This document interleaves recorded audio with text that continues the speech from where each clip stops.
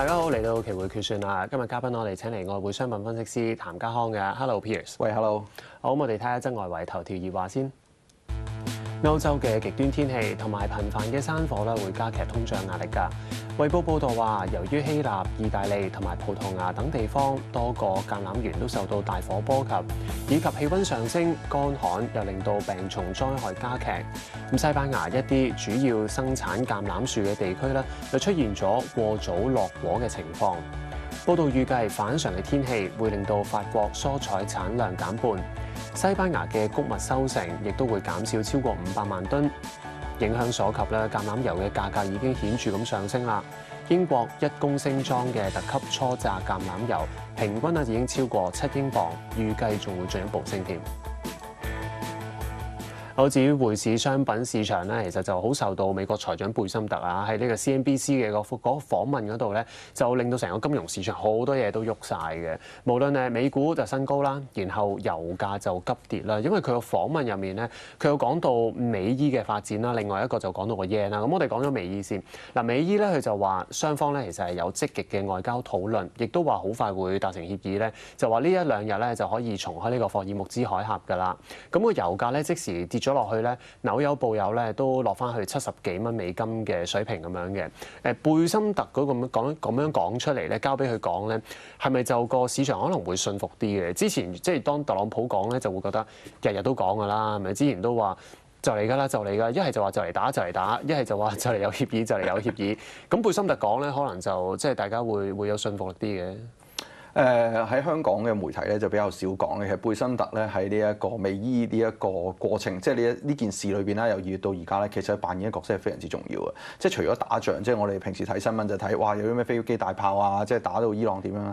但係錢嗰部分咧，其實冇乜人講嘅。但係錢嗰部分咧，其實你梗係睇翻啲外媒嘅講咧，就係貝森特咧，其實除咗鎖咗佢哋啲嘅現金啦、fiat 啦，即係實體貨幣之外咧，同樣地咧，佢 track 埋佢哋 cryptocurrency， 即係Bitcoin 啊等等。佢哋都話可以揾到啦，咁所以其實呢段時間咧，即係點樣令到伊朗咧跪低咧？即係除咗打你之外，其實打咧就好似打唔到佢嘅意志，好似嗰班即係革命衛隊嗰個意志好強勁啦。但係所謂荷包嚟講咧，就影響大啦。咁啊，我覺得呢件事裏邊咧，其實去到而家嚟講咧，其實佢係有一定公信力嘅。咁但係即係我哋即係由2月幾啦，即係玩到而家，其實大部分停戰幾時停、幾時打完呢樣嘢咧，其實我哋已經俾佢玩到咧已經麻木咗啦。咁所以調翻轉嚟講咧，其實佢可能短期係真係會傾到，咁但係最終能唔能夠打得完咧？呢件事咧真係好難講，因為即係我哋本身喺即係2月28號嘅時候開打嘅時候，我哋係從委內瑞拉嗰個例子嚟做參考，就覺得佢係有能力速戰速決啦。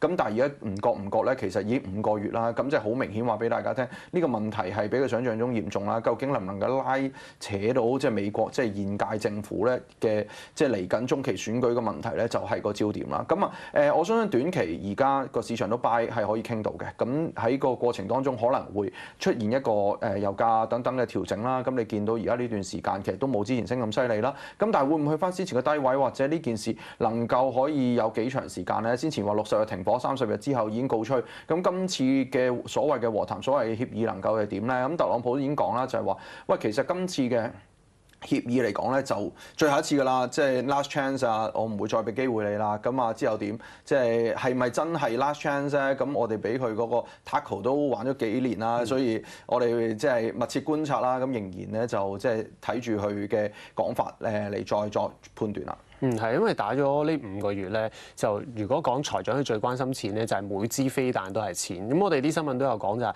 呢段時間去攔截用嘅導彈啦，啲巡航導彈庫存已經大減啦。咁用咗唔少錢之下咧，其實美國自己都想爭取 Axios 嘅消息咧，就話喺星期3就會有嗰個霍爾木茲開通行嘅一個臨時協議，為期60日嘅。整體如果真係停戰，啲船又可以出翻嚟嘅話，個油價大趨勢係落啫，但係可以落到幾多咧？咁啊，之前上一次嗰個臨時停戰係啦，嗰啲低位係咪翻返去咧？我哋梗係望住個低位啦，即係90蚊同埋下邊60零蚊、67蚊附近嚟咁樣睇啦。即係頭先講翻停戰，我突然間諗到個點咧，係冇分享過，就係其實美國嘅停戰會唔會因為唔夠飛彈佢要補給咧？即係其實大家明白啦，美國即係我哋睇嗰啲軍工股，知道佢咧其實個 backlog 好多，但係咧佢成日都遲交付噶嘛。其實可能佢真係唔夠彈，所以佢就要停戰。其實唔係人哋需要補給啊，可能佢自己需要補給。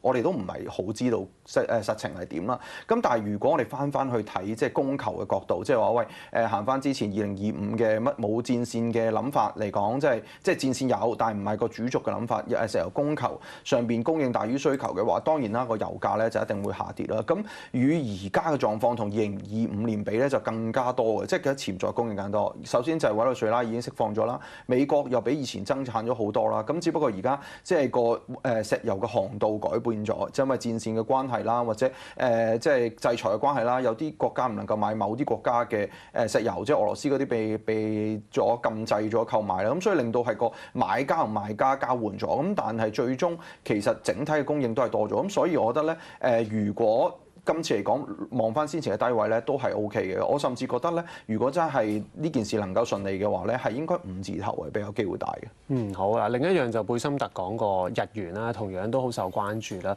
佢就話咧，即係美國咧係會做盡一切去即係支持呢一個日本去干預個日元咁樣嘅。係咪真係講呢一番説話好有牙力、好有實力咧？但係喂，做盡一切又真係要成本㗎嘛？個 yen 咁樣今次聯手干預。就去到155啫，咁依家又157啦，冇話再佢咁樣講咧，然後好有信心又翻去155嗰啲位置，佢係咪真係可以不惜一切咧？佢今次都要同歐洲嗰邊有協調啦，去俾啲歐元佢噶嘛。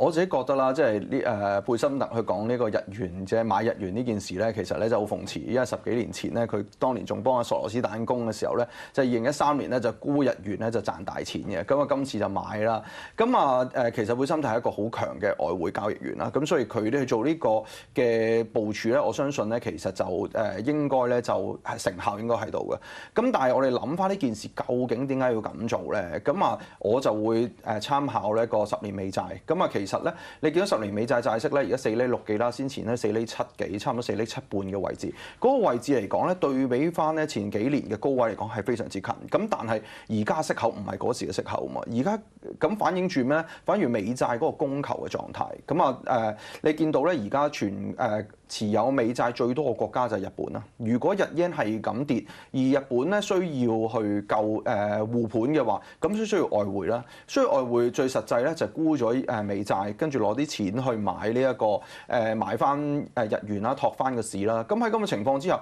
如果美債再被沽售嘅話，咁喂見5厘息、5厘半嘅話，其實對於美國嘅經濟實體會好大嘅影響。咁調翻轉，我用呢一個方法嚟講，其實對佢傷害係即係成本比較少啦，減低個傷害啦。咁啊先前嚟講啦，大家去即係trade 日 yen 啦、美金對 yen， 大家都睇喂幾時咧？即係我都係咁做，即係幾時睇住日本央行咧入市干預？嗰個低位就安全啦，因為唔會不停干預啊嘛，因為子彈有限。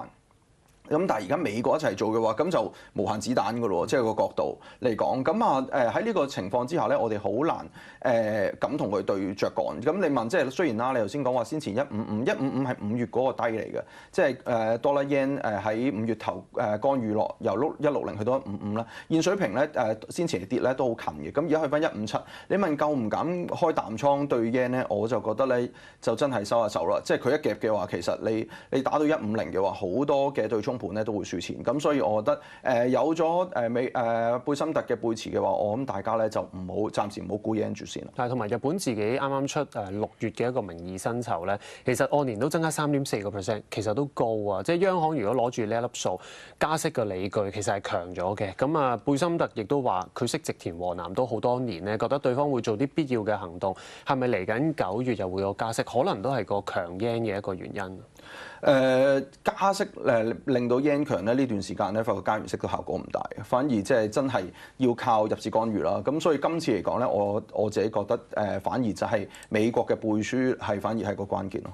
好嗱，另一樣咧就貝森特除咗講話日元係被嚴重低估之外咧，就其他嘅貨幣佢都有點評過，就話亞洲區好多個地即係嗰啲貨幣咧，無論係韓元又係過分嘅波動啦，然後佢話好多人都覺得個人民幣又係被低估呢一樣嘢咧，都係佢有提到咁樣嘅。佢咁樣講，究竟係想釋放一個乜嘢嘅信號咧？會唔會係嚟緊9月啦？如果中美之間嘅人手中美之間如果真係要見面面嘅話，可能都會有一個好重點討論嘅話題。